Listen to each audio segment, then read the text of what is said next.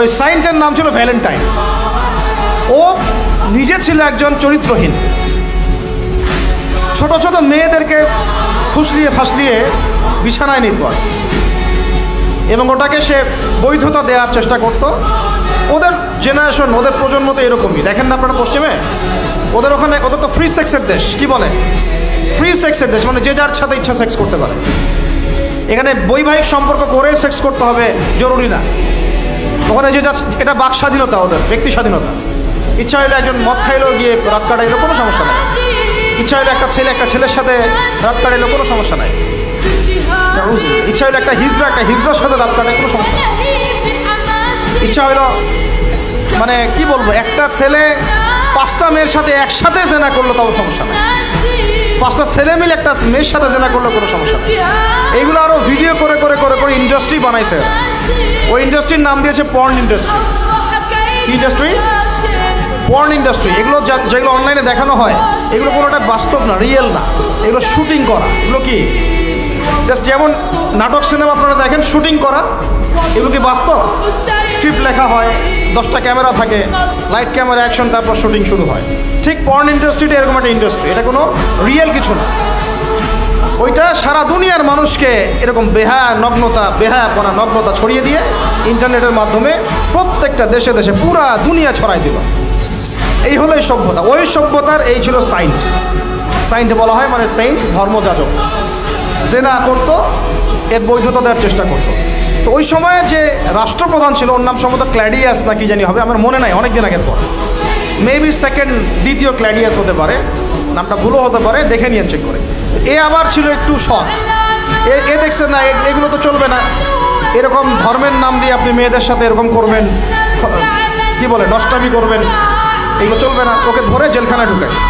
জেলখানায় ঢুকানোর পরে একজন কারারক্ষী আছে, ওই কারারক্ষীর মেয়ে আবার অন্ধ, আর এ সাইন্ট আবার চিকিৎসকও ছিল, সে আবার ট্রিটমেন্টও করত, চিকিৎসকও ছিল। তো সে চিকিৎসা করে করে ওই মেয়েটার চোখ কিছুটা ভালো করে দেয়। পরে ওই মেয়ের সাথেও আবার জেনায় লিপ্ত। এরপরে একে ফাঁসি দেওয়া হয়। এরও প্রায় 200 বছর পরে, 400 মনে হয় 90 সাল কি 93 সালের দিকে এসে ওই পরের জেনারেশনের কোনো এক রাজা, ওর নামও বলে গেছে, এটা মনে রাখতেও চাই না, আসলে মনে রাখার বিষয়ও না। সে এসে ওই দিবসটাকে চালু করলো যে সে একটা খুব বড় মস্ত প্রেমিক ছিল, মহাপুরুষ ছিল, মহাপ্রেমিক ছিল, তাকে স্মরণ করে রাখা উচিত, স্মরণীয় করে রাখা উচিত। ওই সময় থেকে এই যে 14 ফেব্রুয়ারি ভ্যালেন্টাইন্স ডে চালু হয়েছে। এরপরে ইউরোপের মধ্যে, শোনেন, ইউরোপের মধ্যে কয়েকটা দেশ ছাড়া কেউই এটাকে গ্রহণ করে নাই। ইতালিতে এই ঘটনাটা ঘটছে, স্বয়ং ফ্রান্সও এটা অনেক সময় গ্রহণ করে নাই। ফ্রান্সে 1779 সালের দিকে, 1779 সালের দিকে ফ্রান্স সরকার এটাকে নিষিদ্ধ করছিল। ওরাই মানে নাই, অস্ট্রিয়া হাঙ্গেরি মানে নাই, জার্মানি মানে নাই। এরা বলছে এইসব নষ্টামি আবার দিবস পালন করার কি আছে। ওরা কিন্তু মুসলিম ছিল না, অমুসলিম, তারাই মানে নাই। তারপরে মধ্যপ্রাচ্যের অনেক কান্ট্রি তো মানেই নাই, পাকিস্তানও মানে নাই, ইন্দোনেশিয়াও এটা হারাম ব্যান করছে, অনেক কান্ট্রি এটাকে ব্যান করেছে। শুধু 2টা কান্ট্রির কথা বলবো, কয়টা বলেন? 2টা কান্ট্রি, যে 2টা কান্ট্রি ফিলিস্তিনে ইসরায়েলের পক্ষে কাজ করেছে। কি মিল আছে এখানে আবার একটা, এটা একটা মিস্টেরিয়াস ব্যাপার। যেই 2টা দেশের প্রত্যক্ষ তত্ত্বাবধানে ফিলিস্তিনের ভূখণ্ডে ইসরায়েলের মতো জারজ রাষ্ট্রের জন্ম হয়েছে, এখনও সাহায্য সহযোগিতা পেট্রোনাইজ করে যাচ্ছে, ওই 2টা রাষ্ট্র এটাকে জিয়ে রাখছে। একটা নাম ব্রিটেন, ওই যে আপনারা লন্ডন যেতে যান জায়গা, আরেকটা নাম হচ্ছে আমেরিকা। শুধুমাত্র ব্রিটেনই প্রতি বছর প্রায় 100 কোটি পাউন্ড খরচ করে এই দিবসটাকে জিয়ে রাখার জন্য এবং সারা বিশ্বটাকে ছড়ায় দেওয়ার জন্য। আর কত শুনবেন, এগুলো বলতে থাকলে এগুলো নিয়েই রাত পার করা যায়। মূল কথাটা হচ্ছে এটা আসলো পশ্চিমা সভ্যতা থেকে, কিন্তু পশ্চিমা সভ্যতার অনেক বড় বড় রাষ্ট্র এটা গ্রহণ করে নাই, গ্রহণ করে নিয়েছো তোমরা যুবক ছেলেরা, যুবতী মেয়েরা গ্রহণ করলা, তোমরা যারা মুসলিম কান্ট্রির ছেলেমেয়েরা গ্রহণ করলা, তোমরা যারা আল্লাহ তোমাদেরকে মুসলিম পরিবারে জন্ম নেওয়ার তৌফিক দিয়েছিলেন গ্রহণ করলো কারা? যারা উম্মতে মুহাম্মাদি বলে দাবি করে। চিন্তা করা যায়। আর বাংলাদেশে, সুবহানাল্লাহ, বাংলাদেশে এটা কিন্তু ছিল না। 1993 সালের আগ পর্যন্ত এটা ছিল না। কত সাল বলেন? 1993 সালের আগ পর্যন্ত বাংলাদেশে এটা চালু হয় নাই। আপনারা হিস্ট্রি ঘাটেন, পড়েন কবে থেকে এটা শুরু হলো। 1993 সালে ওই সময় একটা পত্রিকা ছিল, সম্ভবত তার নাম জয় জয় দিন, নাম শুনছে? ওর একটা সম্পাদক ছিল, তার নাম হচ্ছে শফিক রহমান। কি রহমান? অনলাইনে ঘাটেন, দেখেন পাবেন। এ লন্ডনে থাকতো, ওখানে পড়াশোনা করতো, ওখানকার কৃষ্টি কালচার শিখে এসে 1993 সালে প্রথম বাংলাদেশের মাটিতে এইভাবে ঢাকঢোল পিটায় এই বিশ্ব ভালোবাসা দিবস চালু করা হয়, যার মধ্য দিয়ে এই কাজগুলো এখন হচ্ছে। কত সালে? 1993। এই যে ইয়াং জেনারেশন কেউই জানে না, এগুলো ছুটতেছে, একটার পিছনে ছুটতেছে। আমাদের ইয়াংদের মূল প্রবলেম এটা, একটা সামনে কিছু দেখলেই দৌড় দেওয়া শুরু করে। আর দাঁড়াও রে ভাই, দেখো এটা কার, কোত্থেকে আসছে, এর সাথে আমাদের কোনো সম্পর্ক আছে কিনা, এটা আমাদের সংস্কৃতি কিনা, এটা করলে আল্লাহ আবার আমাকে ধরবে কিনা, রসুল আবার আমার উপর রাগ হবে কিনা কে আমাদের মাঠে, আমার আমল নামে আবার গোনা জমাবে কিনা, এগুলো হিসাব আমি কেমন করে দিব, এই চিন্তা করতে হবে না? তুমি তো ভাই মুসলিম পরিবারের যুবক, মুসলিম পরিবারের যুবতী, তোমাদের দ্বারা তো এটা আশা করা যায়। অন্যরা করুক, সেটা না হয় আলাদা বিষয়, আমরা ওগুলো দেখতেও চাই না কে কী করে। 1993-তে এটা বাংলাদেশে আসে, আবার বাংলাদেশে আবার ডাবল জাহেলিয়াত আসছে। কীরকম? যেটা আবার অন্য কান্ট্রিতে আসে না। বাংলাদেশে এই দিনে আবার আরও একটা দিবস একসাথে, ওটার নাম পহেলা ফাল্গুন। কি নাম বলে? এই দুইটা মিলে এখন উদযাপন হবে কালকে থেকে। এই উদযাপন করতে আপনাদের সাগর পারে সব ভিড় জমায় ফেলছে, হোটেল সব বুক, 3 গুণ 4 গুণ ভাড়া। মাশাল্লাহ, আপনারাও তো যারা হোটেল মালিক আছেন এই সুযোগ লুফে নিচ্ছেন। হ্যাঁ, ব্যবসা বেশি হবে, তারপরে খাওয়া দাওয়ার হোটেলের প্রাইস বেশি হবে। শোনেন, একটা হারামকে কেন্দ্র করে যা কিছু অর্জন করবেন সব হারাম। একটা হারামকে কেন্দ্র করে যা কিছু অর্জন করবেন আপনি সবই হারাম। বরং এখন আপনার বলা উচিত ছিল ইমানদার হলে, আমার হোটেল আজকে বন্ধ, আমি এই দিবস উপলক্ষে ভাড়া দিই না। সাগরের সামনে তারা এগুলো করতেছে, সাগরের এক একটা ঢেউ এটা সাক্ষী থাকতেছে। এই সাগরের এক একটা ঢেউ, যে ঢেউ আল্লাহর হুকুমে আসে, আল্লাহর হুকুমে চলে। আপনি ইমানদার মানুষ, আল্লাহর বান্দা, আল্লাহর মুমিন বান্দা, আপনার জন্য আল্লাহ সাগরের তলদেশে অসংখ্য নেয়ামত রিজিক দিয়ে দিয়েছেন, আমাদের জন্য দিয়েছেন, ওকে আমাদের অনুগত করে দিয়েছেন। দাঁড়ান আপনি তার সামনে, ও বিনয়ের সাথে আপনার পা ধুয়ে দিবে। সাগর বিনয়ের সাথে আপনার কি করবে? পা ধুয়ে দিবে। আর এই সাগরকে আল্লাহ যদি কোনোদিন বলেন এইখানে এরকম এই অশ্লীলতা হয়েছে, বেহায়াপনা হয়েছে, জেনা হয়েছে, ব্যভিচার হয়েছে, সমকামিতা হয়েছে, এই সাগর তুমি এই সমস্ত এলাকাবাসীকে ধ্বংস করো না, কি করবেন সেদিন? দেখাতে পারবেন? আমি কাউকে সন্তুষ্ট করার জন্য কথা বলছি না, আর কারো অসন্তুষ্টির পরও আমি করছি না। যেটা হক সেটা আমাকে বলতে হবে, কারণ যদি আমি না বলি ওই গজব আসলে আমি সদ্য ধ্বংস হয়ে যাব। আল্লাহ পাক চাইলে এক দিনের মধ্যে এমন সুনামি দিতে পারেন, পুরা কক্সবাজার কেন বাংলাদেশ পানির তলে চলে যেতে পারে। এই জায়গাকে বেছে নিছে এই সেনা দিবস পালন করার। চিন্তা করেন কার ক্যারেক্টার, কার আদর্শ এটা ফলো করতেছে। আল্লাহ পাক কোরআনে বলেছেন, লাকাদ কানা লাকুম ফি রাসূলিল্লাহি উসওয়াতুন হাসানাহ, তোমাদের মধ্যে আল্লাহর নবী মুহাম্মদ সাল্লাল্লাহু আলাইহি ওয়াসাল্লামের মধ্যেই আছে সর্বোত্তম আদর্শ। আর এই দিবস পালনের মধ্য দিয়ে আপনারা ওই সেন্ট ভ্যালেন্টাইন্স ওর আদর্শ ফলো করতেছেন। নাউযুবিল্লাহ। হাদিসে নবীজি বলছেন, আল মারউ মা'a মান আহাব, যে যাকে ভালোবাসবে। অন্য হাদিসে আসছে যে কম যার সাদৃশ্য অনুসরণ করবে তার সাথেই তার হাসর হবে। তাহলে আপনারা তার সাথে হাসরের প্রিপারেশন নিতে থাকেন। কার সাথে হাসর করতে চান চিন্তা করা যায়। আনাস রাদিয়াল্লাহু আনহু বলতেন যে আমি আল্লাহর নবীকে ভালোবাসি, আমি আবু বকরকে ভালোবাসি, আমি ওমরকে ভালোবাসি রাদিয়াল্লাহু আনহুম আজমাইন। যদিও আমার আমল তাদের মতো নয়, তারপরে আমি আশা করি এই ভালোবাসার খাতিরে আল্লাহ তাদের সাথে আমাকে হাসর করাবে। চিন্তা করা যায়। আজকে একটা হাদিস পড়ছিলাম, কিয়ামতের মাঠে শহীদরা পর্যন্ত ঈর্ষান্বিত হবে, নবীরা ঈর্ষান্বিত হবে একদল মানুষকে দেখে, যে আল্লাহ পাক তাদেরকে নূর দিবেন, চেহারা আলোকিত হয়ে থাকবে। তারা শহীদও হয় নাই, তারা নবীও ছিল না, বরং তারা তাদেরকে দেখে ঈর্ষান্বিত হবে। আল্লাহ পাক বলবেন, এরা আমার সেই সব বান্দা যারা একে অপরকে মহব্বত করতো শুধু আমার সন্তুষ্টির জন্য। আর আমরা জেনাকে মহব্বত নাম দিয়েছি। এখন আমি এই জায়গাটা থেকে একটু ভিতরে যাই। দেখেন 1993 সালে এটা চালু হওয়ার পর থেকে কি হলো, আসলে হলোটা কি দেখেন। হলো মানে কি, একটু মনোযোগ দাও আমার দিকে তোমরা ইয়াংরা। যখন এটা লাইসেন্স পেয়ে গেল, পৃষ্ঠপোষকতা পাচ্ছে, তখন আসলে হচ্ছেটা কি? একটা জিনিস লাইসেন্স ছিল না, পৃষ্ঠপোষকতা ছিল না, মানুষ অল্প কিছু মানুষ করতো, সেটা আলাদা বিষয়। আর যখন একটা বিষয়ে মানে আপনি ঢাকঢোল পিটায়ে উদযাপন করতেছেন, তখন এটা একটা কি পেয়ে যায়, একটা আনুষ্ঠানিকতা পেয়ে যায়, একটা লিগালাইজড হয়ে যায় জিনিসটা। মনে হয় যে ওটাই মনে হয় করণীয়, ওটা যারা করছে না ওরাই মনে হয় ব্যাকডেটেড, এমন হয়ে যায় বিষয়টা। হলো কি তারপরে হলো ছেলে মেয়েদের ফ্রি একটা মিক্সিং শুরু হয়ে গেল। ছেলে মেয়ে মানে আল্লাহ পাক যে বলেছেন যে তোমরা দৃষ্টি নিচু করো, এটা যে কোরআনে আছে যে একটা গায়রে মাহরামের দিকে চোখ পড়লে যদি খারাপ চিন্তা চলে আসে চোখটা কি করো, নিচু করো, ছেলে হোক মেয়ে হোক। এই আয়াত কোরআনেই পড়ে থাকলো। চক্ষু নিচু করা তো দূরের কথা, চোখে চোখ রেখে এখন কিস করতেছে মনে করে বিষয়টা, তাই না? কথা কি বুঝতে পারেন? আল্লাহ পাক কোরআনে বলছেন, আমি শর্ট করে বলতেছি যেন আপনাদের টাইমটাও মানে একটা ফ্যাক্ট, আপনার বাসায় গিয়ে পড়ে দেখবেন। আল্লাহ পাক কোরআনে বলেছেন ওয়ালা তাকরাবা হাযিহিশ শাজারা, একটু বোঝার চেষ্টা করেন। এই কথাটা আল্লাহ পাক বলেছেন আমাদের পিতা এবং মাতাকে, আদম আলাইহিস সালাম এবং হাওয়া আলাইহিস সালামকে। দেখো তোমরা জান্নাতের সব জায়গায় ঘোরো, খাও, কোনো সমস্যা নাই। ওয়ালা তাকরাবা হাযিহিশ শাজারা, এই গাছে উঠবা না, কথাটা এমন না। এই গাছের পাতা ধরবা না, কথাটা এমন না। এই গাছের ফল টান দিও না, কথাটা এমন না। এই গাছের ছায়ায় বসিও না, কথাটা এমন না। আল্লাহ পাক বলছে ওয়ালা তাকরাবা, এই গাছের কাছেও, আরো জোরে বলেন, এই গাছের কাছেও যেও না। ফল খাওয়া তো দূরের কথা, গাছে উঠা তো দূরের কথা, গাছের নিচে বসা তো দূরের কথা, কাছেও সেম কথা আল্লাহ পাক সূরা বনী ইসরাঈলের মধ্যে বলছেন ওয়ালা তাকরাবুজ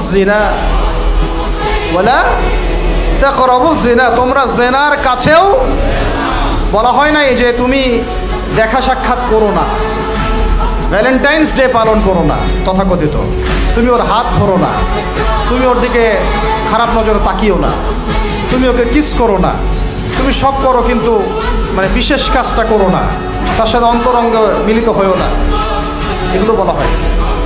কি বলা হচ্ছে? ওর কাছেও। আর আমরা এখন কাছে যেও না আল্লাহ কোরআনে বলেছেন, আর সমাজ বলতেছে এটাই হলো কাছে আসার গল্প। এটা কি কাছে আসার? তাহলে কোরআন একদিকে যাচ্ছে, সুন্নাহ একদিকে যাচ্ছে, আপনার ইসলাম একদিকে যাচ্ছে, আল্লাহ একদিকে, রাসূল একদিকে, সমাজ। তাহলে নিঃসন্দেহে এই সমাজের উপর আল্লাহর বরকত নাজিল হবে, আল্লাহর রহমত আসবে। এটা বোঝার চেষ্টা করেন। এরপরে কি হলো 93 পর থেকে ফ্রি মিক্সিং বেড়ে গেল। এখন দিবস পালন, আপনি তো পরিবারের পিতামাতাও মেনে নিচ্ছে যে আরে এটা তো ছেলেমেয়েরা এখন করেই, সমস্যা কি? ফ্রি মিক্সিং বেড়ে গেল। ফ্রি মিক্সিং বাড়া মানে কেউ এটাকে জেনা মনেই করবে না। 500 টাকা 1000 টাকা দিয়ে জেনা করা যায় এক রাতের জন্য। জেনা হয়ে গেল সহজ, একদম সহজ। যেই জেনার কারণে সমাজে এমন মহামারী নেমে আসে, এমন রোগ নেমে আসে যেটা আগে কখনো ছিল না। করোনা তো কিছুই না, দেখেন সামনে আরো কি আসতেছে। ওটা তো কিছুই ছিল না, শুধুমাত্র জেনার কারণে, বেহায়াপনার কারণে, সমকামিতার কারণে এবং অশ্লীলতার কারণে আল্লাহ পাকের পক্ষ থেকে এমন রোগ ব্যাধি আসে, বালা মুসিবত আসে যে আগে কখনো পৃথিবীতে আসে নাই। তা আমাদের সবার প্রস্তুতি গ্রহণ করা উচিত। ভ্যাকসিন বানাইতে থাকেন এখন থেকেই। প্রস্তুতি মানে কি? প্রস্তুতি মানে ভ্যাকসিন। প্রস্তুতি মানে এটা নিবে না যে এগুলো থেকে আমরা দূরে থাকি, তওবা করে ফিরে আসি, এইটা ওদের কাছে প্রস্তুতি না। প্রস্তুতি মানে গজব আসুক, দেখা যাবে, ভ্যাকসিন নিব, তখন দেখা যাবে সমুদ্রের ঢেউ আসুক, আশ্রয় কেন্দ্র বানাবো, ওখানে গিয়ে থাকবো, দেখা যাবে। সুনামি আসলে দেখা যাবে যে এলাকা উঁচু, ওই এলাকায় সব মানুষকে গিয়ে রাখবো। আমাদের প্রস্তুতি এইটা না যে আমরা আল্লাহর হারাম থেকে ফিরে আসি, তওবা করি, আল্লাহ বরকত দিবে, রহমত দিবে, মাফ করে দিবে, এটা প্রস্তুতি না। এটাই হচ্ছে আমাদের বুদ্ধির অবস্থা। এই বুদ্ধি নিয়ে আমরা দাবি করি আমরা বুদ্ধিজীবী, এই বুদ্ধি নিয়ে আমরা সমাজ চালাই, এই মাথা নিয়ে আমরা সমাজ চালাই। কে টিকতে পারছে? ফেরাউন টিকতে পারছে? নমরুদ টিকতে পারছে? কে টিকতে পারছে পৃথিবীতে? আদ জাতি, সামুদ জাতি, কওমে নূহ, কওমে শুআয়ব, কে টিকতে পারছে? এখনকার নব্য যারা ফেরাউন, নব্য নমরুদ, নব্য আবু জাহেল, এরাও টিকতে পারবে? কশিন কালো। দেখেন তারপরে ফ্রি মিক্সিং বেড়ে গেল, প্রেমিক প্রেমিকা কপতি, যুগল বিনিময়, যুগলবন্দি হচ্ছে। তারপরে জেনা বেড়ে গেল, পরকীয়াও বেড়ে গেল। জেনাও বেড়ে গেল, পরকীয়াও বেড়ে গেল। অথচ কোরআন বলছে জেনা করলে কোরআনের শাস্তি হচ্ছে 100 বেত্রাঘাত দিতে হবে। কতটা? আর ওইটা আপনি দিবস পালন করতেছেন এখন। আল্লাহ বলছেন এটা করলে 100 বেত্রাঘাত, আর 1 বছরের জন্য ওই এলাকা থেকে নির্বাসন। এটা কোরআন বলছে, সূরা নূরের আয়াত 2 নম্বর 3 নম্বর। এটা বলছে কোরআন, কথা বলছে এটা। আর সমাজ বলতেছে আসো আসো কাছে আসার গল্প, আরো জেনা করো। আল্লাহ বলছেন কাছেও যেও না, আমি বলছি এটাই কাছে আসার গল্প। এরপরে বাড়লো পরকিয়া, এর সাথে আরো বিভিন্ন সিরিয়াল, হিন্দি সিরিয়াল, এইটা স্টার জলসা, জি বাংলা দেখে দেখে আমাদের একদম মাথাটা খারাপ হয়ে গেল। বাসায় বউ, বাইরে আরো 3টা 4টা, বাসায় স্বামী, বাইরে 3টা 4টা। এই সমস্যাটা রেয়ার না, অনেক বেশি বেশি ঘরে ঘরে ঢুকছে এটা। এর সাথে বাড়ছে সমকামিতা, এখন ছেলে ছেলের সাথে জেনা করতেছে। এখন ছেলে ছেলেও ভ্যালেন্টাইন্স পালন করবে কালকে। নাউজুবিল্লাহ, নাউজুবিল্লাহ মিন যালিক। এটা কওমে লূত। এটা কোন কওম? কওমে লূত। আল্লাহ পাক ওই কওমকে এরকম করে মাটি থেকে উপরে উঠিয়ে পাথর নিক্ষেপ করে সবগুলোকে থেতলা করে মাটিতে দাফন করে দিয়েছিলেন। এখনও আপনি গুগল সার্চ করে দেখেন, জর্ডানের ডেড সি, মৃত সাগর, ওই জায়গাটা ছিল, কওমে সাদুম ওখানে থাকতো। নিদর্শন সামনে পড়ে আছে। আর আমাদের নবীজি বলছেন তোমরা যদি সমকামী কাউকে পাও, আল্লাযী আমিলা আমালা কওমি লূত, যে কওমে লূতের আচরণ করেছে, ফাকতুলুল ফাইলা ওয়াল মাফউলা বিহি, তাহলে যে করেছে ওকে এবং যার সাথে করা হয়েছে দুইটাকে হত্যা করবা। কে বলেছেন? আপনার নবী, জি, যিনি সমাজ চালান তার নবী, যার হাতেই সব অথরিটি আছে, আপনার নবী কথা বলেছেন। আপনি আপনার নবীর সামনে হাউজে কাউসারে কিভাবে দাঁড়াবেন এই ফিকির আপনি গ্রহণ করেন। আরো বলেছেন তিনি, উরজুমু লা আলা ওয়ালা আসফালা মিনহুমা উরজুমুহুমা জামিআ, তোমরা সমকামী কাউকে পাইলে উপরে আছে যে আর নিচে যে আছে দুইটাকে এক রজম করে থেতলা করে হত্যা করে। এটা কি ব্যক্তির জন্য এই দায়িত্বটা বর্তায় না এটা উপরের লেভেলের দায়িত্ব? এই হলো আল্লাহর বিধান, রাসূলের বিধান, আর এই হলো সমাজ, এই হলো আমাদের অবস্থা। এরপরে আমরা দাবি করতেছি আমরা মুসলমান, আমরা মানে মরার সাথে সাথে জান্নাতে ঢুকবো। চিন্তা করা যায়? আমরা দাবি করতেছি আমরা মুহাম্মদ সাল্লাল্লাহু আলাইহি ওয়াসাল্লামের উম্মত, আমরা তার হাতে হাউজে কাউসারও চাই, তার সুপারিশও মানে প্রত্যাশা করি, আর পুরো জীবনটা উপর থেকে নিচ পর্যন্ত তার বিরুদ্ধাচরণ করে চালাচ্ছে। এটা আমাদের দেশে 1993 থেকে শুরু হলো। তারপরে পরকীয়া এগুলো আরও বাড়তে থাকলো। এর উপর আবার একটা ব্যাপার আছে, এর উপর আবার ওই 90-এর দশক থেকে এই পর্নোগ্রাফিও ছড়ায় দেওয়া হলো সবচেয়ে। মানে ভিতরে ভিতরে ফোনে ফোনে ছেলেমেয়েরা পর্ন দেখতেছে। আমার কথাটা বুঝেন, রাত্রেবেলা ভিতরে ভিতরে মনে করেন ছেলেমেয়েরা পর্নোগ্রাফি দেখতেছে। বেশি ভালো সাজার প্রয়োজন নেই, সবারই চোখে কম বেশি এটা পড়েছে।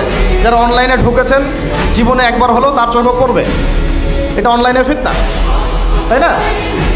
পর্নোগ্রাফিও দেখতেছে। এদিকে পর্নোগ্রাফি দেখার মধ্য দিয়ে কি হয়, মানুষ পশু হয়ে যায়। একটা মানুষ যখন পর্নোগ্রাফিতে আসক্ত হয়, ওটা ছাড়া সে চলতে পারতেছে না। ওর সামনে আপনি 5 বছর 6 বছর একটা মেয়েকেও যদি দেন, ওকে ধর্ষণ করে রেখে দিন। দেখেন, হ্যাঁ, কেন ধর্ষণ করলো 5 বছরের মেয়েটাকে? এটা কি সম্ভব? 5 বছর একটা মেয়ের সাথে কি মানে সেক্সুয়াল কোনো সম্পর্ক সম্ভব? কিভাবে করতে পারলো? বিকজ পর্ন দেখে দেখে ওটা মাথাটা নষ্ট হয়ে গেছে। পর্ন যেটা করেছে, পর্নোগ্রাফি আর এই জেনাগুলো যেটা করেছে, সত্যিকারের ভালোবাসার সংজ্ঞাটাই পরিবর্তন করে দিয়েছে। সত্যিকারের ভালোবাসা মানে হচ্ছে দায়িত্ব, রেসপন্সিবিলিটি, বিশ্বাস।